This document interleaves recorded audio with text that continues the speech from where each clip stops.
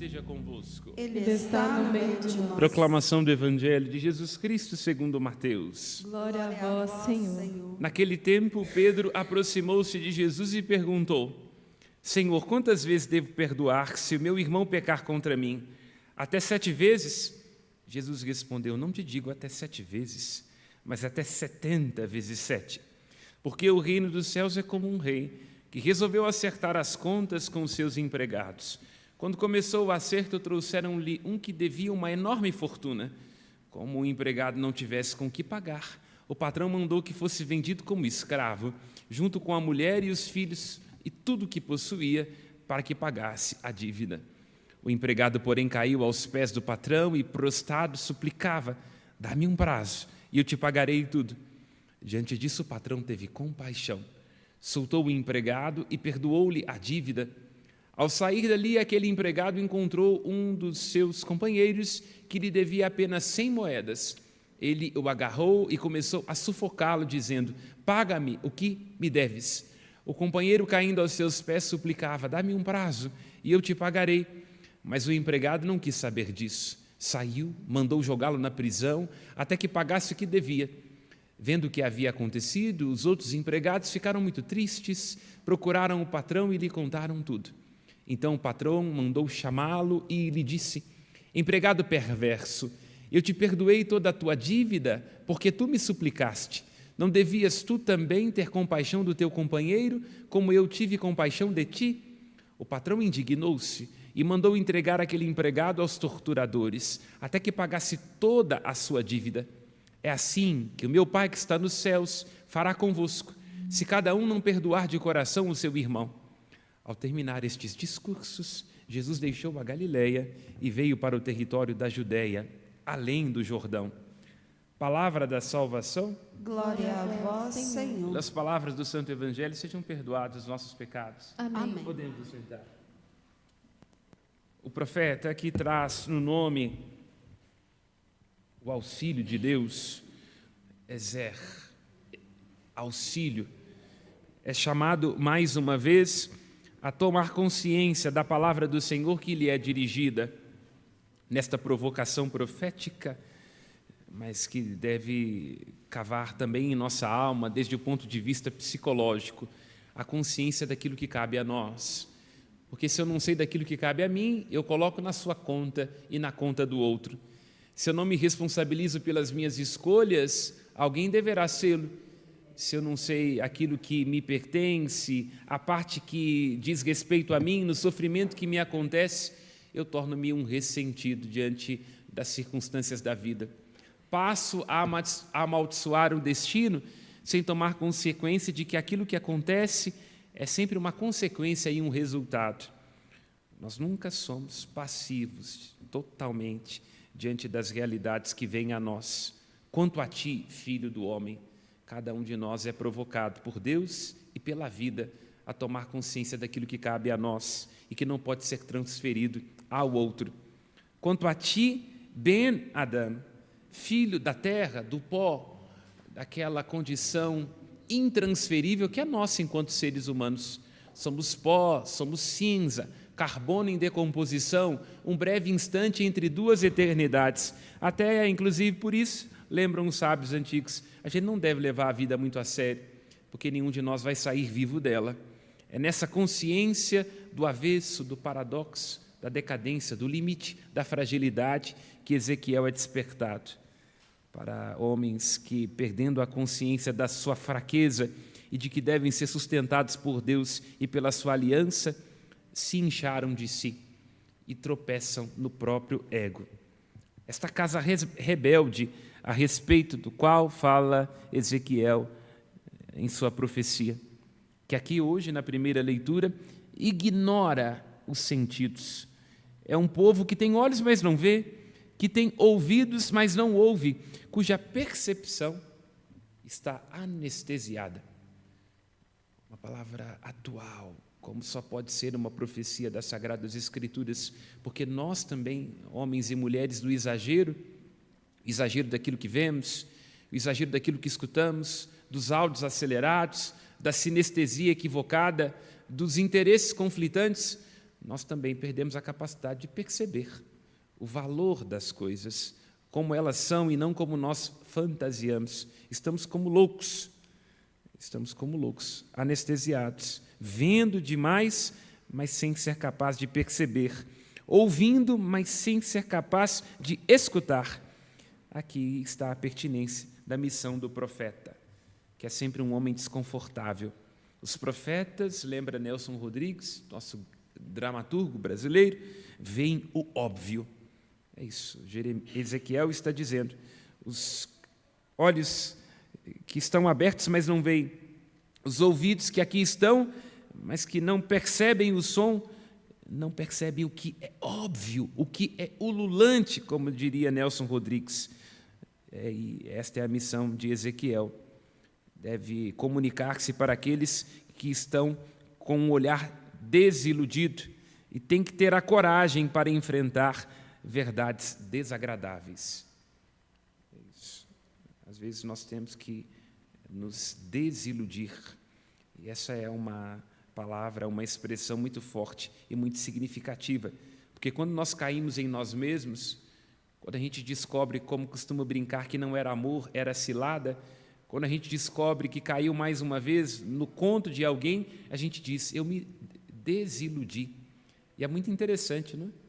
Porque a gente se presentifica precisamente no lugar onde nós desnudamos as nossas ilusões. Nós caímos dela. Uma dose de fantasia diante da vida, ela é inevitável, mas às vezes nós fantasiamos demais.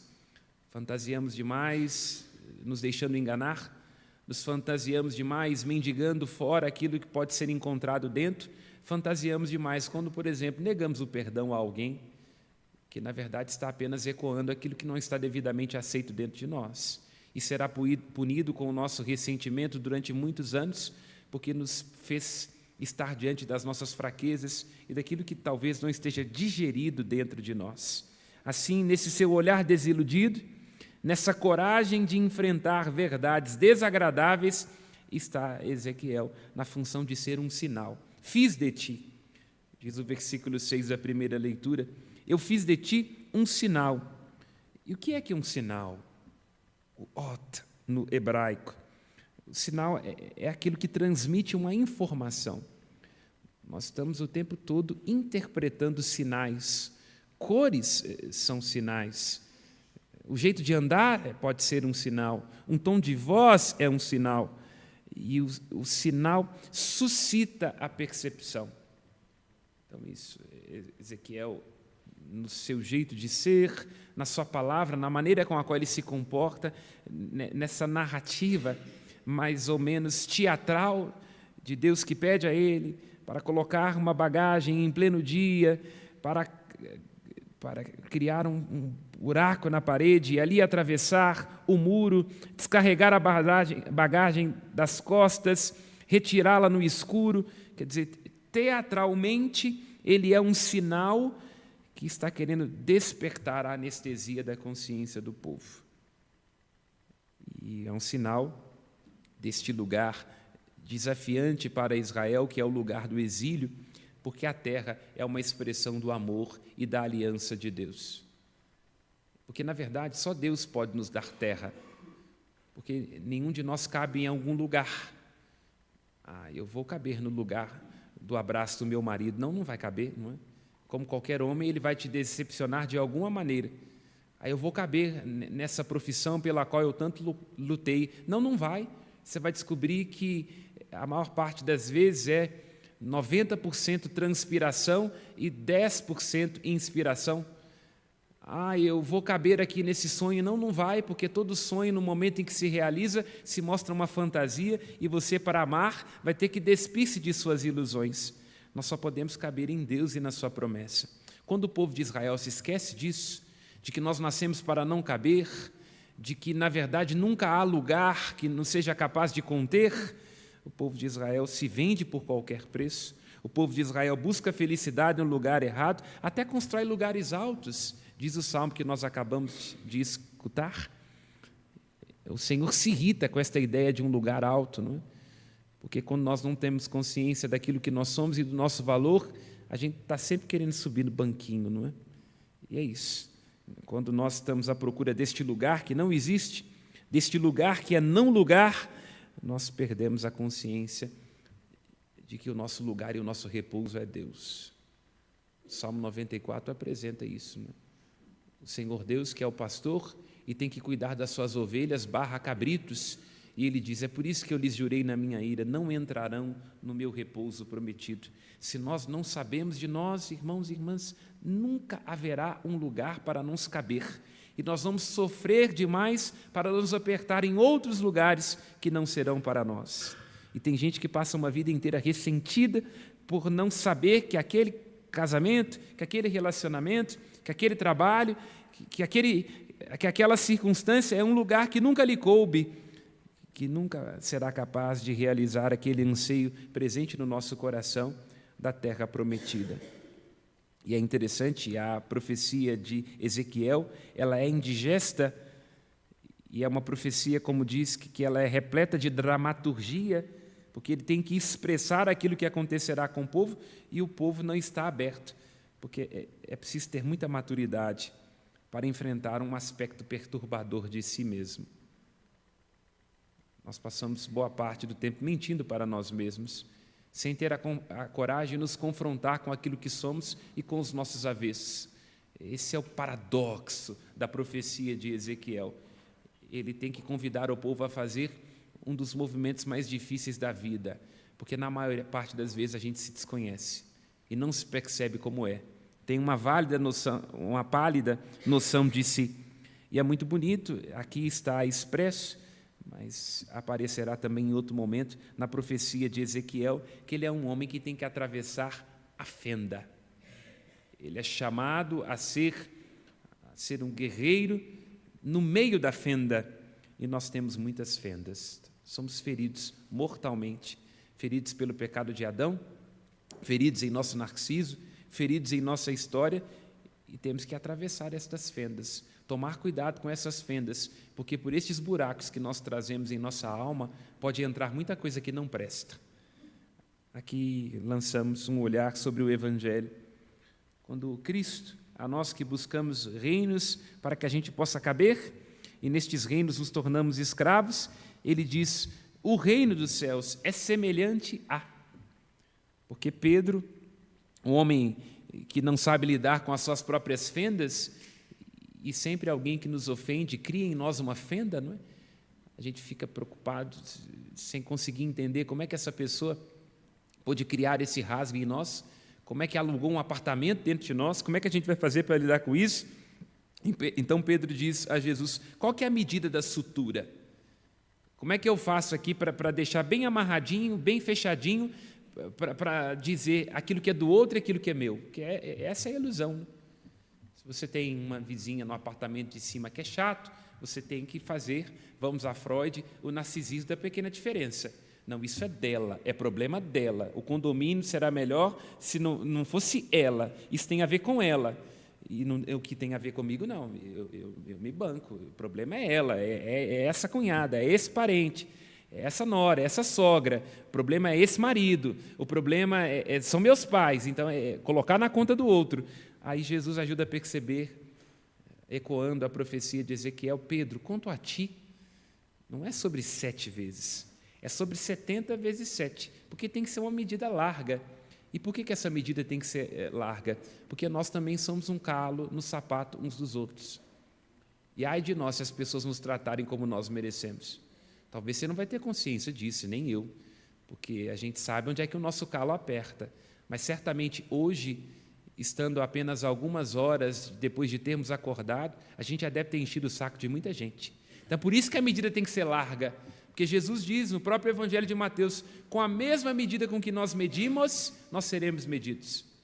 Então, se nós colocarmos nossa esposa, nossos filhos, as pessoas que trabalham conosco, numa medida estreita, essa medida servirá também para nós. De fato, essa é uma verdade. Uma pessoa ressentida e que não sabe de si, está sempre medindo os outros nessa perspectiva. Quando alguém diz para mim, eu só perdoo uma vez. Quando alguém diz para mim, eu não sou capaz de aceitar isso. Isso para mim é inadmissível. Eu fico pensando aqui com a minha cachola, que a pessoa deve ter dificuldade de conviver consigo mesmo. Porque não raro, quando a gente não dá conta de suportar o outro, a gente está dizendo que a gente não dá conta da gente mesmo, né? Porque gente é gente. Por isso Pedro está dizendo, Jesus está dizendo a Pedro, alarga a medida, porque nessa medida é preciso caber muita coisa, inclusive é preciso caber você com os seus avessos. O reino dos céus, diz Jesus, é como um ajuste de conta. Coisa interessante, quando nós estamos diante de alguém que nos ofendeu, a gente tem que ajustar as contas, porque nunca será exatamente só sobre o outro, onde o outro faltou. Entende? Quando alguém está nos irritando, quando diz alguma coisa que nos tira do eixo, tem a ver com o eco daquilo que o outro está dizendo dentro de nós, entende? Então, o é louco, mas o tambor que está tocando é nosso. Então, cabe a nós, ou não, sim ou não, tocar o tambor para o maluco dançar. Então, se há uma farra, se há uma confusão na sua casa, você se pergunte o que você tem a ver com isso. E onde é que você está deixando ecoar? Onde é que o seu comportamento e as suas respostas podem estar contribuindo para que esse problema ele se torne maior do que deveria ser? É o que Pedro está escutando de Jesus Cristo. Então ele diz, o reino dos céus é como um acerto de contas, como um homem que vai até Deus na consciência de si e das próprias faltas, pedindo compaixão. E como é que um pai pode negar algo ao filho? O Senhor é rico em misericórdia, Ele é Rab Rahum. Quando nós vamos a Ele em frangalhos, com os nossos pecados, com a assunção, assumindo aquilo que nós somos, Ele perdoa. O publicano volta para casa justificado. Agora, quando nós nos enchemos de nós mesmos, como é que nós vamos ter espaço para a graça divina? E aí este acerto de contas desequilibra, porque a misericórdia é algo que, uma vez recebido, ela deve escorrer-se em nossa vida. Aquilo que nós recebemos de graça, devemos dar de graça. E a graça das graças que nós recebemos de Deus é a sua justiça. Dikaiosine tu teu. A justiça de Deus não é como a nossa. A nossa justiça, às vezes, ela é vingança, ela é ressentimento. Aqui me lembro de Pascal, quando diz, né? Divertida justiça é essa, que o rio limita. Verdade aquém dos Pirineus, erro além. Então, se é da nossa família, se é do nosso grupo, do nosso cercadinho, a gente finge que não está vendo. Agora, se está além do nosso grupo, da nossa máfia, da nossa quadrilha, porque às vezes nós temos movimentos até dentro da igreja que são verdadeiras quadrilhas. Aí, se está além, se vota diferente, se não pensa como a gente, aí está tudo errado. Divertida justiça é essa que o rio limita? Não. A justiça do reino de Deus, buscai o reino e a sua justiça. A justiça presente no Evangelho de Mateus é uma justiça mais larga. É uma justiça que encontra-se com a misericórdia. A justiça significa dar a cada um aquilo que lhe pertence. E Deus, antes de tudo, se enxerga como um devedor do amor. Então, se Ele, que não nos deveria nada, escolhe nos dever o seu amor, a sua compreensão, a sua compaixão, assim nós também, lembra o apóstolo Paulo na carta aos Romanos, capítulo 13, não devemos querer ter dívida nenhuma uns com os outros, a não ser a dívida do amor. Nós somos devedores do amor, devedores da compreensão, devedores da compaixão, porque os outros também têm que atravessar as próprias angústias, têm que superar os próprios ressentimentos para nos suportar quando nós lhes cavamos fendas, quando nós lhes usurpamos e nos tornamos devedores deles. Então, Jesus ajuda a perceber nesse Evangelho que o que atrai a condenação, o que fere a justiça divina e a justiça de Deus, ela é uma versão da sua misericórdia, porque no exato momento em que Deus ele harmoniza a balança, a justiça é estar em harmonia, ele olha para si mesmo e percebe a sua misericórdia, porque nos criou no seu amor, e para o amor, a injustiça, o desequilíbrio, o pecado é o esquecimento do sinal. Qual é o sinal que este patrão dá ao empregado que lhe deve esta enorme quantia? Qual é o sinal? O sinal deste empregado que deve uma grande quantia é a sua misericórdia. É uma coisa tão simples, tão pequena. A gentileza, o perdão, a compreensão, dar volta sobre nós mesmos quando a gente gostaria de partir para cima, retribuir na mesma moeda. Mas esse sinal, essa coisa, voltamos à primeira leitura, que pode passar despercebida, essa gentileza no casamento, mais importante do que o amor, é a gentileza. Como lembrava um filósofo, que eu não vou citar para não ter problema, ele dizia, olha, certamente no inferno haverá adúlteros, mas lá tem mais vaga para as esposas que não perdoam os maridos. Olha que coisa desafiante. Eu quero dizer, sim, a pessoa que cometeu adultério, pode ser que ela vá para o inferno em tobogã, mas se eu me fecho ao perdão, à compreensão, eu já estou no braço do capeta, porque eu não fui capaz de perceber o sinal, no pequeno, no simples, na gentileza, na misericórdia, está o reino inteiro como uma semente que deve desabrochar. Irmãos e irmãs, peçamos a graça de que venha a nós essa justiça, que não é ressentimento, que não é vingança, este sinal, e nos arrisquemos ao amor. Amar dói mesmo, dá trabalho, desafia, provoca fendas em nós, mas é nessa fenda que se abre, que virá a nós a eternidade, o paraíso, em que nós poderemos entrar no reino dos céus. Louvado seja nosso Senhor Jesus Cristo. Para sempre seja louvado. Aos céus nossas preces.